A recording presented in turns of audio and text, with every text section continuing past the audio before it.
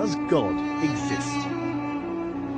Is religion a force for good or evil? Can religion and science go hand in hand? To find some answers, I've come to Oxford, home to the oldest university in the English-speaking world and the place where I studied as an undergraduate. One of the jewels in this city's crown is the Oxford Union, the debating chamber that's witnessed such legendary orators as Winston Churchill, Benazir Bhutto and, of course, Kermit the Frog. I've come back to the Union today to sit down with the world's most famous atheist, Professor Richard Dawkins, to put faith on trial and to ask, is religion evil?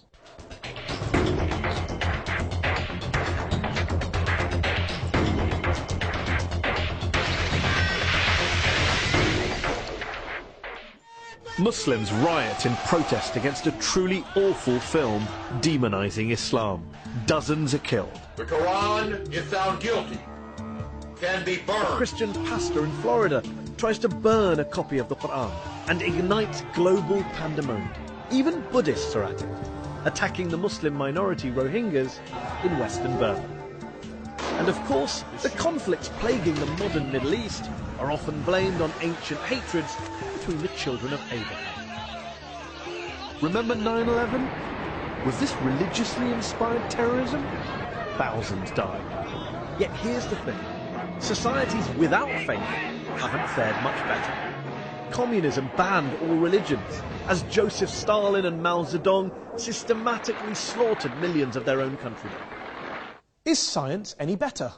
Since Galileo and Darwin, scientists have sought to stamp out ignorance and unravel the mysteries of the universe.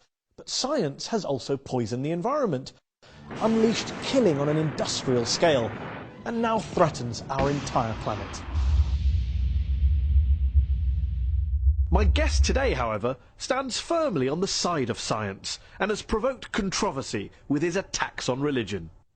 Ladies and gentlemen, Professor Richard Dawkins. One of the most prolific thinkers of his generation, he shot to fame in the 1970s with his research into genetics, and his book, The Selfish Gene, transformed evolutionary biology. His most famous work, The God Delusion, sold millions of copies and has been translated into more than 30 languages. Richard, thanks so much for joining us here on Al Jazeera. Before we go any further, I just want to check something. Are you an atheist? For all practical purposes, yes. Nobody can actually say for certain that anything doesn't exist. But I'm an atheist in the same way as I'm an a-leprechaunist and an a-fairyist and an a-pink unicornist. So you're not 100% sure God doesn't exist, but you're sure enough to make it practically... I'm as sure as you are sure that fairies and leprechauns don't exist. And do you see an equivalence between the idea of God and the idea of a fairy and a leprechaun? The evidence for both is equally poor. You say, in The God Delusion, one of my favourite sentences that jumps out of the page, that the God of the Old Testament is a petty, unjust, unforgiving control freak, a vindictive, bloodthirsty ethnic cleanser, a misogynistic, homophobic, racist, infanticidal, genocidal, filicidal, pestilential, megalomaniacal, sadomasochistic, capricious, malevolent bully. As a piece of rhetoric, superb. But do you really believe that? Congratulations on getting megalomaniacal right, by the way. Most people fumble on that. Yes, if you've actually read the Old Testament, I think you would have to agree. It's hideous. It's an anti the God of the Old Testament who is a monster. But also the God of the Quran, the New Testament, the Hindu scripture? Well, the God of the Quran, I don't know so much about. The God of the New Testament is widely advertised as being a bit more gentle. And certainly, on the whole, he is. There are things about the New Testament that I find, in a way, almost more objectionable than the Old Testament. But the sheer horror of the character, I said he was the most unpleasant character in all fiction, because I regard it as fiction, of course. And yes, he is. I mean, he's jealous, he's vindictive, he's callous, he's cruel. And yet this is a God that is worshipped by, loved by, adored by, well, followed by millions, billions of people. I hope not. I hope that the God that is adored by millions of people is a grown-up kind of God who is no longer... I hope that most people who... The kind of people I would like to know who worship and admire him regard those stories as not literally true. Now, there are some who do regard them as literally true, and I suspect they either haven't read the Old Testament or they're not the kind of people I would wish to know, because you do not want to worship a character like that. By all means, worship some kind of great spirit of the universe, some kind of creative intelligence who created the universe, but don't worship this vile, vindictive monster of the Old Testament. Why throw around these sweeping statements about religion? Not the God of the Old Testament, but religion itself being evil. I mean, do you believe religion is evil?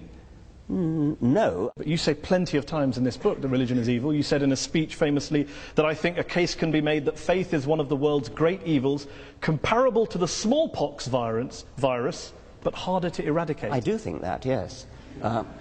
Because what I'm talking about there is faith, where faith means belief in something without evidence. Because if you believe something without evidence, then that justifies anything. You're no longer vulnerable to somebody coming back at you and saying, hang on a minute, let me argue the case. If you believe it without evidence, which is what faith is, then you don't argue the case. You say, no, I'm not arguing that case. This is my faith. It's mine. It's private. I don't dissent from it. I don't retreat from it. You're just going to have to accept it. Now, that is evil. And yet you spend so much of your time debating people of faith. So clearly people of faith are interested in having discussions. They're not just all blind believers insisting on their way of... Well, nobody said anything about all of them. I mean, the vast majority of religious people are perfectly good, nice people, as you are. There's no suggestion I've ever made that all religious people are evil. Of course not. There is a logical progression that goes from believing in faith, having faith that your God tells you to do something, and doing terrible deeds, like suicide bombing, like flying planes into skyscrapers. The vast majority of people of faith don't do such terrible things. But those people who do terrible things do it believing that they are righteous and good, and they think that they're doing the will of their God. So they're not evil people, they're actually good people by their own lights. They believe they're doing good things, and that's why religion is evil, because it can make you do evil things believing that they are good. Do you really believe that people who go out and carry out suicide bombings, it is faith? Religion is to blame, not geopolitics, not the world, not their lives, not what's going on around us. It's religion, plain and simple. Not always. It's not in the case of the Tamil Tigers, for example. But I think in a great majority of cases it is, and I think it certainly makes it a hell of a lot easier. The evidence is plain that in many Islamic suicide bombers, you talk to them, those who fail, you talk to them afterwards, they've got paradise on the brain. They're desperate to go to a martyr's heaven. And that's what they think about. Professor Robert Pape of the University of Chicago studied every known case of suicide terrorism, 315 cases. And he came to the conclusion that there's, quote, little connection between suicide terrorism and Islamic fundamentalism or any of the world's religions. The taproot of suicide terrorism, he says, is nationalism. It's about land, it's about power, it's about politics. It's not about faith. Faith is just a cover. What do you know that he doesn't know? Well, I've seen other evidence. There are different people say different things. I've seen plenty of testimonies of suicide bombers who have said precisely that they do it because they want a martyr's paradise. Do you include the 7/7 bombers in that case as well? Yes, I believe so. Have you watched their suicide videos? I'm not sure that I have, no. They talk about Afghanistan, they talk about Iraq, they talk about crusades, they talk about war between the West and the Muslim world, they talk about invading armies. I mean, there's a lot of real world stuff in there. I'm not saying, of course not, that faith doesn't play a role, but I'm just interested in this idea that you think faith is the issue. You said in a very famous column you wrote 4 days after 9/11 that this came from religion. There are enormously good reasons for people to take political action, and this we see in Northern Ireland, we see it in Afghanistan, we see it in Sri Lanka, where the Tamil Tigers operated. So yes, there are political reasons, but the promise of a martyr's heaven, which is, you cannot deny that this is part of Islamic doctrine. Martyrs go straight to paradise. Yes, but not terrorists, not murderers, not criminals. Well, they believe that because they're told it by their imams. But then what about the majority of the world's Muslim clerics and ulama who came out and condemned 9/11 straight Well, I'm afterwards? delighted they did, but they were pretty quiet about it. What about the argument that says human beings are prone to violence, they're prone to carrying out crimes against their fellow man? You can blame religion, you can blame politics, you can blame economics, lots of factors, lots of excuses. What I don't get is, why do you only focus on religion? For fairness, why don't you also isolate the other factors? There are lots of other factors, and I'm quite happy to say that, yes. There are lots of, I mean, if you look at the wars of history, some of them have been about religion, plenty of them have not been about religion. I never said religion is the sole cause of wars and violence. You may not have said that, but you would accept that the new atheists, people like Sam Harris, the late Christopher Hitchens, have blamed a lot of history's wars on God and religion, and you make a similar suggestion in The God Delusion. Yeah, I would blame a lot of history's wars, but the most terrible wars in history, the two major wars of the 20th century, are nothing to do with religion. You accept that point? Yeah, of course. And the Cold War and Vietnam? Yes, I would, of course, yes. So when you have a situation where some of the world's worst crimes were carried out not by believers, how then does that square with your idea that it's religion that causes good people to do bad things, it's religion that's driving violence, your original statement against religion at the start of this? Dogmatic belief in something like religion or something like Marxism or something like Nazism, these are all, or indeed patriotism, I mean, my country right or wrong, these are all pernicious beliefs which can drive people to do terrible things. And in the Second World War, Hitlerism was driven by racism, by a sort of sub-Wagnerian pagan religion which Hitler revived. Stalin's atrocities were motivated by a dogmatic belief in Marxism. And atheism. Stalin happened to be an atheist, but he was never motivated specifically. The Soviet Union was not based on scientific rationalism, on the elimination of religion and God? Stalin persecuted the church. Stalin persecuted just about everybody. Are you saying that the Soviet Union, the leaders of the Soviet Union, were not driven by a hatred of religion and a belief that science and human progress and materialism was the way forward? They believed that materialism, science, human progress, those are kind of there was a Marxist slant on those words, and they were hideously misused. Mao Zedong, when he invaded Tibet, told the Dalai Lama that religion is poison. The subtext to the late Christopher Hitchens' book was religion poisons everything. Can you blame people of religion for saying, hold on, we've heard these ideas before, that religion poisons everything and it leads in one direction? It's an incidental fact that Mao Zedong and Stalin happened to be atheists. They incidental, were not, it wasn't core to communism. I think it was not core to communism, no. So when Karl Marx was talking about religion being the opiate of the masses, that was just a throwaway line? Yeah, I mean, that was an out-of-context statement. I mean, what on earth do you think that's got to do with atheism? I don't know. Let me put a statement in context to you. Albania, one of the world's worst dictatorships, tyrannies that we've seen in the last 100 years. Article 37 of Albania's communist constitution declared, quote, "The state recognizes no religion and supports atheistic propaganda in order to implant a scientific, materialistic world outlook in people." What do you think you're saying? I mean, that's an appalling thing to say. Of course it is. Why is that an appalling thing to say? What do you disagree with in that statement? Why would I want to support atheistic propaganda? I support science and truth. But you don't support spreading atheism. I support spreading science and truth. If that happens to be atheism, I support it. I'm not going to start bullying people into being atheist. I'm not going to start trying to compel people to be atheists. That was what the Albanians were doing. It's nothing to do with what I want to do. Of course, but you'd like to persuade them not to be believers and become atheists. I'd like to raise consciousness in a gentle, civilized way, using argument, rational argument, from evidence. In your book, you cite lots of evidence for the bad things religion's done. What I wonder is, if you were being fair, wouldn't you have also included some of the good things that religion's done? My passion is for scientific truth. I don't much care about what's good and evil, actually. I care about what's true.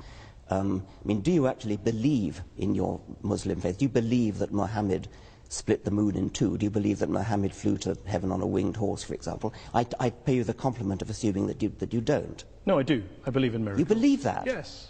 You believe that Muhammad went to heaven on a winged horse. Yes, I believe in God, I believe in miracles, I believe in revelation. I mean, the point here is that let's assume I'm wrong, Richard. I'm wrong. Let's. Let's assume I'm wrong. I'm wrong. I'm happy to concede that, Richard. I'm happy to concede it. I'm wrong. All religions are wrong. God does not exist. We're all mad. The issue is we exist. We've existed for a while. I think even Christopher Hitchens said, and you've said in your writings, we're not going anywhere. So my question to you is, why not acknowledge, for example, the good things that religion has done? Do you accept that religion has done good things, despite all of our mad beliefs and our miracles? I accept that individual religious people have done an enormous number of good things. Not driven by religion? Well, I mean, who knows? You're very mean-spirited. You won't give any credit at all Take to somebody like Martin Luther King, for example. Reverend Martin Luther King. Yes. Obviously, he was a cleric. I imagine that fed into the good things that he did. Plenty of other things did. He was a great admirer of Gandhi, and he was a great admirer of non-violence. He was a brilliant and wonderful, great man. Would you disconnect MLK's non-violence and Gandhi's non-violence from their very strongly held religious beliefs? They didn't. Well, I think it's not a thing that I really care about, actually. I mean, I think they were... You do care about it, Richard. You're saying that people carry out violence in the name of God, and I cite to you an example of very famous people who have done good and non-violence in the name of God, and you say, I'm not interested.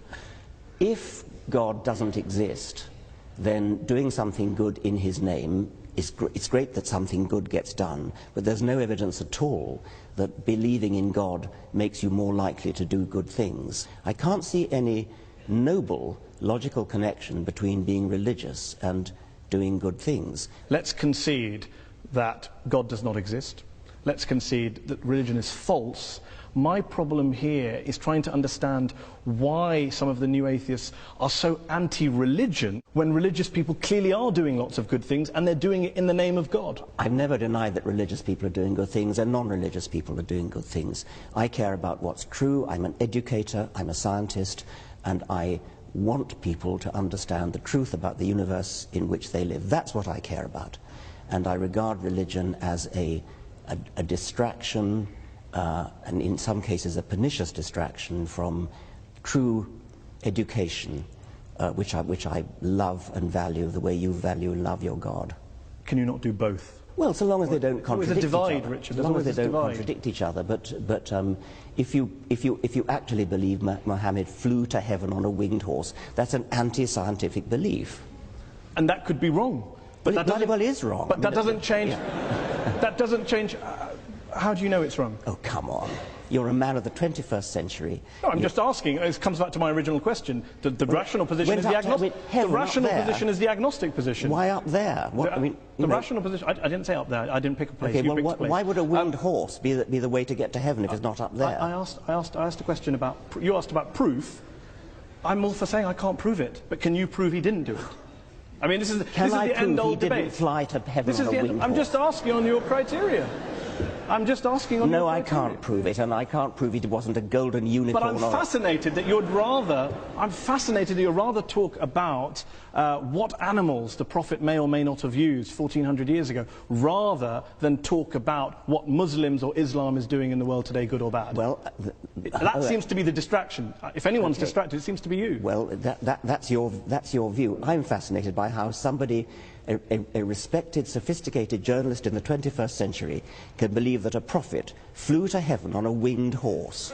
Let me ask you this. Are all people who hold beliefs in God and in miracles and the supernatural, do you regard them all as intellectually inferior to you?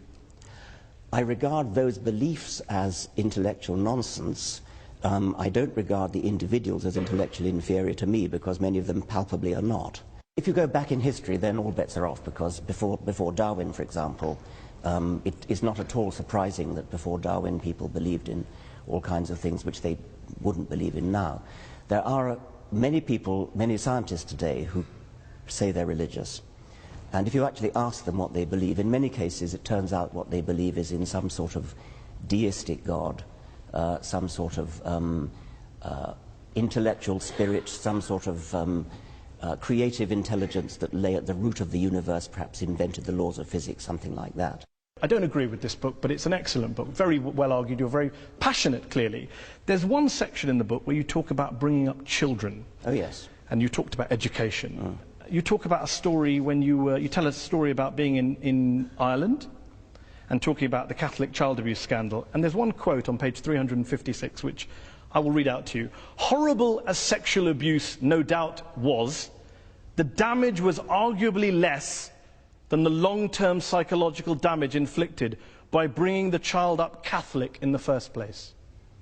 You believe that being brought up as a Catholic is worse than being abused by a priest? There are shades of being abused by a priest, and I quoted the example of a woman in America who wrote to me saying that when she was 7 years old, she was sexually abused by a priest in his car, and at the same time, a friend of hers, who also 7, who was Protestant, or was of Protestant family, I should say, died. And she was told that because her friend was Protestant, she had gone to hell and would be roasting in hell forever. And she told me that of those 2 abuses, she got over the physical abuse. It was yucky, but she got over it. But the mental abuse of being told about hell, she took years to get over. And with respect, Richard, you're an empiricist, you're a rationalist. One letter from one woman in America isn't really the basis to extrapolate and make such a sweeping conclusion. That is, of course, true. And I'm not basing it on that. It seems to me that telling children such that they really, really believe that people who sin are going to go to hell and roast forever, that your skin grows again when it peels off with burning.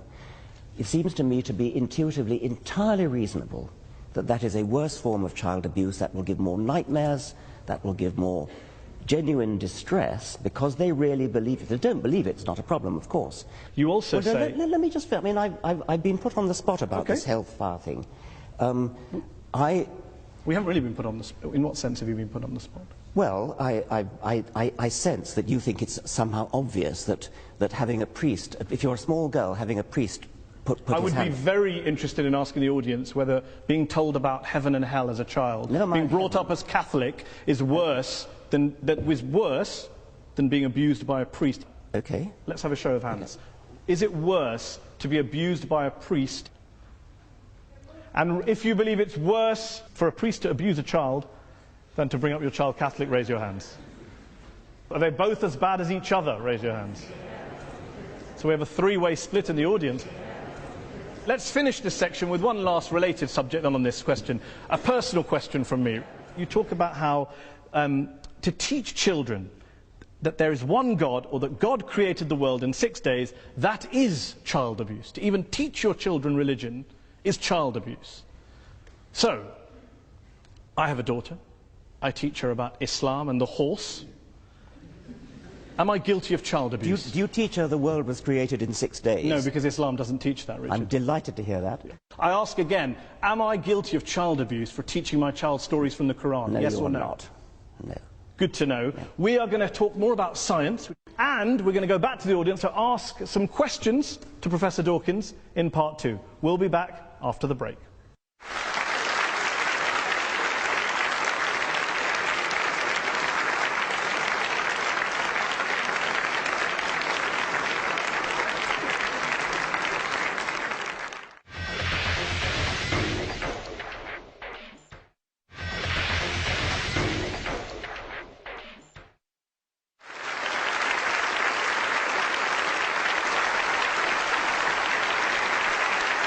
Welcome back. We're talking about religion and its impact on the world. Good, bad, evil. We're joined here by our guest, evolutionary biologist, Professor Richard Dawkins. Richard, science is your great passion. And you're a great believer in science. You're an evangelist for science, a promoter and defender of science. But what would you say to those people who say there are some quite important questions, genuine questions, that science cannot answer? Why are we here? What's the meaning of life? Where does morality come from? And that if religion wants to have a crack at answering those, what's science's objection? I'm not sure I'd accept that science can't answer those particular questions. I think there are other questions science probably shouldn't try to answer, like what is right and what is wrong. those are questions that are not the immediate concern of science. But what's the meaning of life? Why is there anything? How did it all start? Those seem to me to be scientific questions, or potentially scientific questions. If there are some questions of that sort that science can never answer, then we should at least keep trying to answer them. And if science can't answer them, religion having a crack at answering them, if there's no reason to think that religion has any basis for an answer, then why would religion have a crack? Why would you bother to listen to religion having a crack at answering them? I mean, one thing I would say is there may be questions that science can't answer, like the origin of everything. But if science can't answer them, then religion certainly can't, and nothing else can either. Why? Why is it it's either science or nothing? Well, yes, because science is the method of getting at what's true. I mean, if you take something like how did the universe begin, which is a very baffling, deep question. How did life begin? Another baffling, deep question. Both those questions are unanswered. The best methods we have of approaching those are the methods of science, because these are the methods that look at evidence, that evaluate evidence in all sorts of sophisticated ways. What has religion got to do with that, other than just looking at the writings of somebody who wrote a few centuries ago? I mean, why would you bother to read those writings? So the great philosophers and theologians in history who have grappled with these big questions and thought about spiritual issues, moral issues, the transcendent, they're all wasting their time? Yes, they're wasting their time. What about, why does my life have meaning? What's its worth? Well, where does my dignity come from? Your meaning and your dignity are up to you, and mine are up to me, and these are not questions that science would attempt to answer. Each person finds their own meaning in their own life, and good luck to them. And what's wrong with religion offering moral certainties, if, as you say, science can't answer moral questions? Science can't offer moral certainty, but I don't see that religion can either. You don't think that the religious values we have today, the moral codes we live by today, were originally derived from Judeo-Christian values, Islamic values, Hindu values? Not really, no. I mean, things like the Golden Rule, things like treat others as you would wish to be treated yourself. These are ancient values which crop up all over the world. They've been adopted by many religions. You can find justifications for them in moral philosophy. You can find justifications for them in evolutionary biology, which is my own subject. I don't seriously think you're going to base your morality on religion, because if you do, then you've got to say, well, do I base it on Scripture? I hope you don't base it on Scripture, because if you do, then you're going to have some pretty horrible values unless you deliberately cut out those parts of Scripture which are unacceptable to modern morality. Do you believe science is omnipotent, that it can answer all questions? I've already said no. I've already said it can't answer moral questions. But questions about the real world, questions about reality, questions about the origins of things, why life is the way it is, why the world is the way it is, why the universe is the way it is, yes, science is the way to answer that. Some of your critics have argued that you are willing to hold religion up to put it under the microscope, hold it to account, scrutinize it, criticize it. You don't do the same to science or scientists or some of the bad things that have come out of science. Well, bad things that come out of science, if by that you mean horrible weapons. Nuclear weapons, yeah, gas chambers, nuclear eugenics. Weapons, yeah. These are terrible things which are technology that arises out of science, and it's certainly true that if you want to do terrible things with technology, with terrible weapons, for example, science is the best way to do it, because science is the best way to do anything. And even bad things. Even bad things. I mean, that's right. If you want to develop a terrible weapon, you're not going to do it in any other way than by science. The trick is not to want to develop a terrible weapon, and that's a political decision. And you do not see science and religion as occupying two different compartments that can live side by side. They are in conflict with one another. Insofar as religion attempts to talk about reality and has an alternative vision of reality, I think they are incompatible, yes. Despite the fact, as we discussed earlier, many of our leading scientists are believers? I think it's baffling. I mean, what they in practice do is they leave their religion at the door when they go into the lab. And so they get on with their science. They say they don't. Well, I know they do, but, well, okay. Isn't it because religion answers all sorts of human needs and spiritual urges which science never can?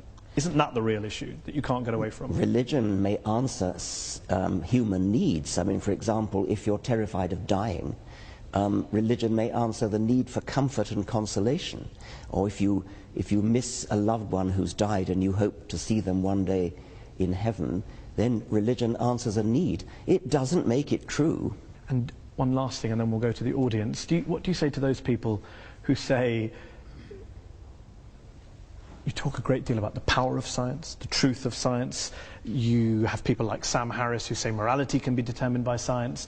You have quite charismatic, forceful people going around the world proselytizing on behalf of science, that science is actually the new religion that you guys are pitching.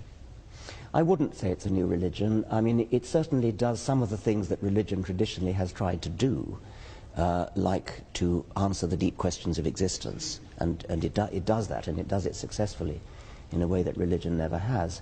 But it isn't a religion because it's not based upon any holy books, it's not based upon faith, it's not based upon revelation, it's not based upon tradition, it's based upon evidence, and there's a huge difference. And anything that we do not have evidence for that's not scientifically testable, you would dismiss? Well, scientifically testable is putting the bar rather highly, but I do think that evidence is the only good reason to believe anything, yes. So love, beauty, aesthetics, metaphysics? No, I mean, those are obviously important questions. And if you ask some question like, how do you know that your wife loves you?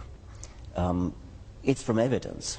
I mean, it's not scientifically testable evidence, but it's evidence. It's little looks in the eye, it's little catches in the voice.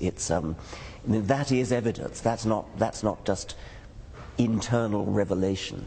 Okay, let's open up to the audience. We've been talking about God, evil, war, terrorism, bringing up your children, living a good life, religion and happiness, science versus religion. Who would like to answer the first question? Yes, you? If the Almighty God appears suddenly on the cloud or on the earth or part of the universe, what is your reaction? Are you going to believe or are you going to go against him? What would it take for you to believe in God, not just miracles? Yeah, I mean, popping his head through the clouds. Yeah, that's the thing I've worried about a lot. Obviously, it would do wonders for the book. The reason I worry about it is that obviously, as a scientist, I'm committed to the view that I would change my mind if evidence came along. And so it's a very important question, what would that evidence look like? And I've talked about it with my colleagues a great deal. I used to think, yes, if there was a great deep Paul Robeson voice coming out of the clouds saying, I exist, then yes, obviously I would believe it. But have you ever seen a really, really good conjuring trick? There are things that I've seen done that it seems to me to be, God, that's got to be a miracle. And yet you know it's not. And so there is a real problem there, that we are easily fooled. Let's take another question from gentleman here. Very interesting guy. I was extremely amused when you described faith as sort of brooking no argument. This university, of course, began with the study of theology. Most of the people here would have been studying theology at the beginning of the university, and indeed the way in which it was taught was not professorial. You didn't have lectures mostly. Mostly you had discussions, debates. People didn't write monographs, they collected discussions, notes of discussions. People disagreed about their faith. Absolutely, I mean, everybody had a different opinion and everybody expressed it and everybody was heard. What's the question? The idea that, so the question is, do you really think that your view of faith brooking no argument measures up to really any experience of how people think about their faith? You talked about the evidence that your wife loves you. I think for most religious people, the evidence that there's a God is rather like that. Well, obviously, I would be mad to suggest that that theologians don't argue. They argue all the time and always have. They fight wars over their arguments. So clearly they argue. I'd say, when I say brook no argument, I don't mean that they don't argue. When you say that theologians have disputes and interesting discussions, I take it that from your garb you take a position one way or the other on whether the transubstantiation, whether the bread and wine really is the body and blood of a first century Jew or is merely symbolic. But what evidence you bring to bear on such an argument, I cannot imagine. It would not be a real argument at all. It would be a false argument. It would not be an argument which could be settled by real evidence. Just deal with the point about the evidence level when you referred to love of your wife. When you say that your wife loves you, and you're getting evidence from looks in the eye and catches in the voice was the phrase that I actually used. And the questioner said that's the way religious people feel about God. Yes, they feel that about God, but there's no evidence that they're getting any cues at all. I mean, their God is an imaginary God inside themselves. They feel that they're getting little looks from the eyes of God and sounds from the voice of God, but why should we believe them since we can't see or hear any evidence to that effect? Let's take another question. Gentleman here in the second row. With regards to religion, you've given an example where the Islamic faith and the Muslims basically they wrap themselves up in bombs because that's what they believe is an Islamic faith. But I disagree with you because there are more than 1 billion Muslims living in the world today who actually believe in the Quran and the Scripture, which you said if everybody started believing in the Scripture, then that would be horrible. But I disagree with you because more than 1 billion people, 1 billion Muslims believe that if you kill one innocent person, it's as you've killed the entire humanity.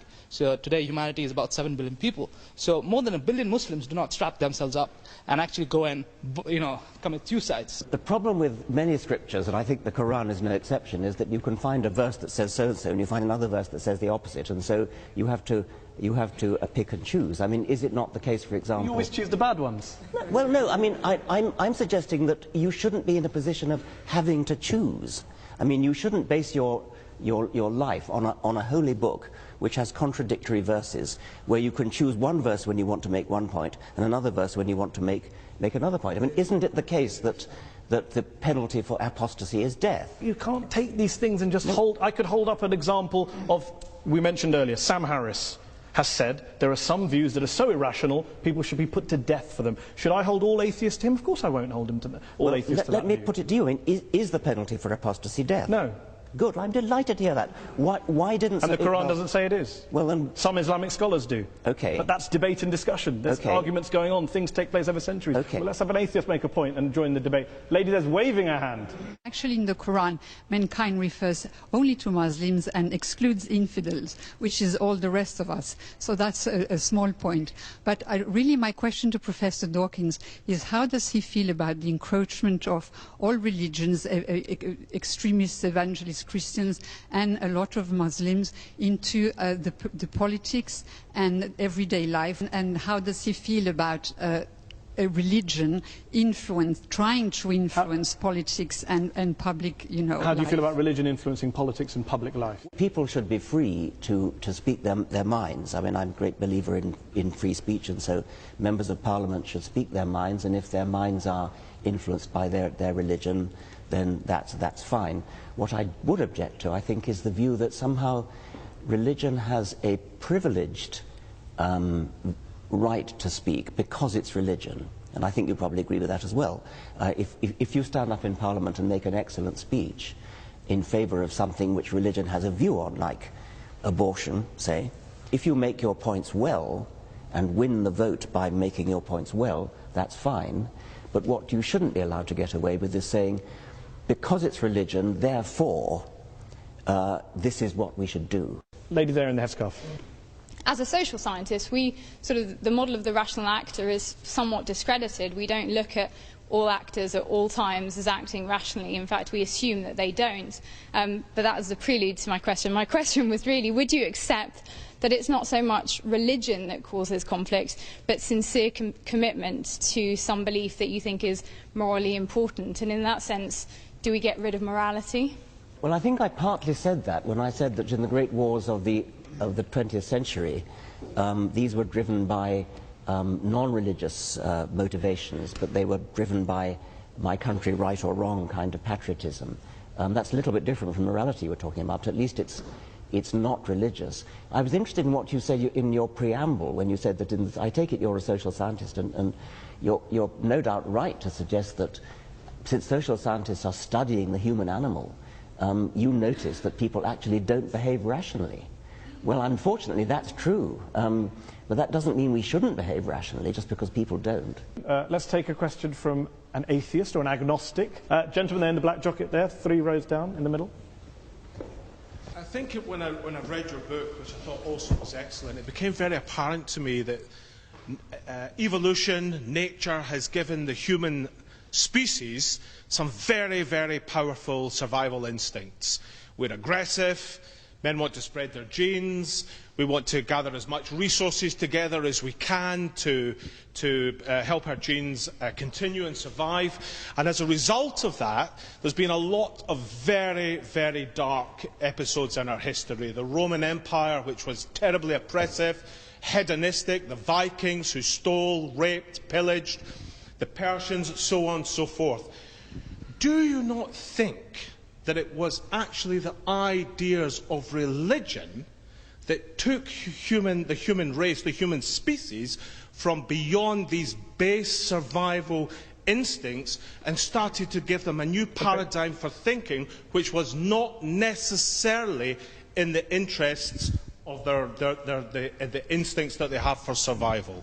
It's perfectly true that a sort of selfish gene view of life, which is what I've mostly written about, is a very unpleasant view of life. And if you followed the creed of the selfish gene literally and actually lived your life according to it, it would be a very unpleasant world in which to live. It would be a sort of Thatcherite world. I mean, I've often said that while I'm a passionate Darwinian when it comes to explaining the way life is, I'm a passionate anti-Darwinian when it comes to organising our lives. Would the world be a better place if religion disappeared tomorrow? Yes. Despite all the good things we discussed that you recognise.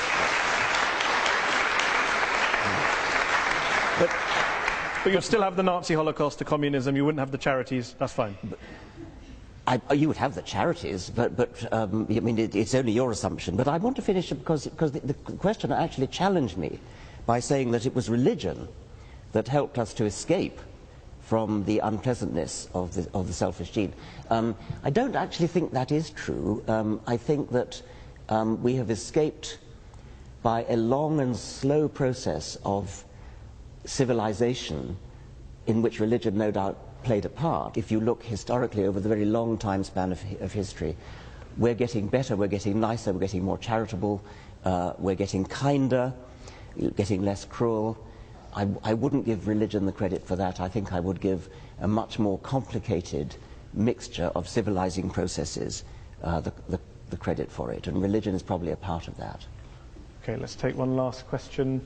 Gentleman there in the blue jumper. We're going to have to make this the last question. Professor Dawkins, as an atheist, is it not the case that you either believe in the universe just popping into existence without a cause, which is worse than hocus pocus, or in this thing called the multiverse, which has as much independent empirical evidence as Hades controlling the underworld? Right. The phraseology you use is somewhat biased, somewhat slanted. The universe popping into existence out of nothing, the multiverse theory is used in this context to explain the fact that some physicists believe that the physical constants are too finely adjusted. It's as though it's a put-up job. It looks as though the physical constants are so finely adjusted that if you change any one of them, then the universe would collapse. And I started to say that. Yes. Now, the multiverse hypothesis is a kind of Darwinian way of solving that problem. It says there are billions and billions of universes, all of which have different settings of their fundamental constants. A tiny minority of those billions and billions of universes have their constants set in such a way as to give rise to a universe which lasts long enough to give rise to galaxies, stars, planets, chemistry, and hence the process of evolution. But do you understand, it does make me chuckle that you mock me for believing in a prophet that flies into a heaven, but you believe in lots and lots of universes that you can't show me, prove to me, test to me in a lab, as a basis of getting out of believing in a God and a prophet. I'm astonished that you should compare the two. I'm comparing the lack of evidence for the two. Well, you cannot use your own intuitive common sense in order to diss physics. I mean, if you could do that, we wouldn't need physicists. I mean, they are very sophisticated people. They do mathematics. But there are physicists like Paul Davies who have dissed the multiverse theory as being nonsense. Well, Paul Davies would rather take the view that there's something mysterious in the origin of the universe, and that's another perfectly respectable physicist's view. Steven Weinberg, the Nobel Prize-winning physicist. It's respectable if a physicist holds a view about mystery in the universe, but not if anyone else holds it. If we're talking about the origin of the universe, that is a problem in physics, yes. Let's end with a couple of quick questions. If, as Christopher Hitchens, the late Christopher Hitchens wrote, religion is ineradicable, and as you put it, harder to get rid of than smallpox, doesn't this basically mean that whatever motivations you have, no matter how passionately you're driven and love for the truth, you are essentially wasting your time? I would never admit to wasting my time trying to propagate the truth, and I think I can claim a modicum of success with the people that have read my books, the people who've attended my lectures. It's a doctrine of despair to say that we're stuck with religion for all eternity. The religions of ancient Greece and ancient Rome and the Vikings have all dead. Nobody believes in Jupiter or Thor anymore.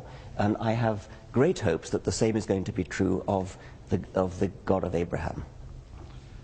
And one last thing, there's a new book out from one of this country's well-known philosophers called Religion for Atheists, which makes the case that no matter how false religion is, no matter how imaginary God may be, there are some lessons, there are some institutions, there are some values that atheists could usefully borrow. I've heard that argument put. I've heard people say that humans do need some sort of rituals, and they need some sort of gathering places, meeting places. I can sort of see that. It's not a thing that interests me very much. I don't feel any great need for ritual. I don't feel any great need to fill the alleged vacuum that will be left when religion goes. I think there's plenty to fill it already. It's been a fantastic discussion. It's a pleasure to have had you here on Al Jazeera. Thank you all to the audience here in the Oxford Union Chamber, and thanks to you all at home for watching. Goodbye, and dare I say, God bless.